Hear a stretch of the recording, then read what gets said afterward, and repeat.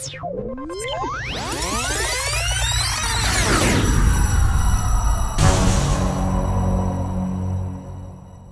and welcome to a new episode of Review. Today we will take a closer look at the Fokker 7T in the new colors of KLM Cityhopper. And if we start with the box, we can see we have the cutout, so we can see the aircraft inside.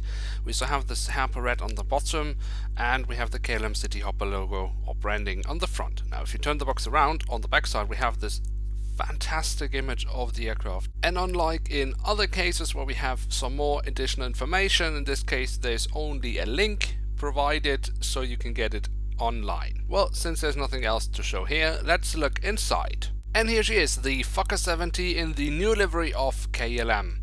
Now, the livery hasn't changed that much. It's basically the same as the old one. It has only changed in the front, where it's now a slight curve, and although it doesn't look as a huge change, it does actually change quite a bit how the aircraft is looking. Now, if we take a closer look at the aircraft itself and start with the tail section, we can here see on the vertical stabilizer the KLM branding.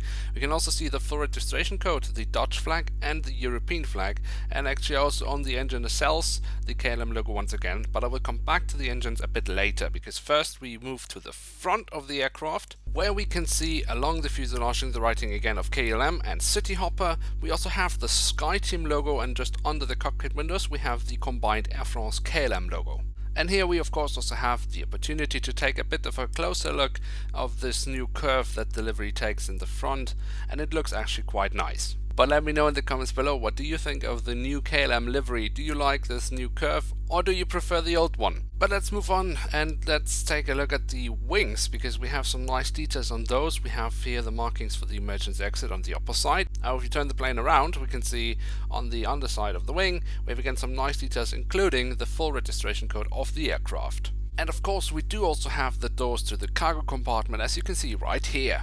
Now, normally if I have a problem with an aircraft, I always have the problem that I have a really bad memory, and I can't remember when I bought the aircraft or when it was released, and for some reason I just have difficulties finding that out. So the problem is, of course, if I have an aircraft which was released in the early 2000s, I can't really complain about missing details which an aircraft from this year would have. But since this aircraft was released this year, and I do remember it, because it's not so long ago that I actually bought it, I do have a problem with some missing details, as I would expect better of Herpa Wings, especially as I know they can do better, as shown on other aircrafts. Now let me explain. If we take a look at the engine nacelles, I don't really like the degree of details, especially on the back of the nacelles, the exhaust, if you want to say, of the engine itself. But it does actually get worse, because believe it or not, an aircraft seems not to need any engines.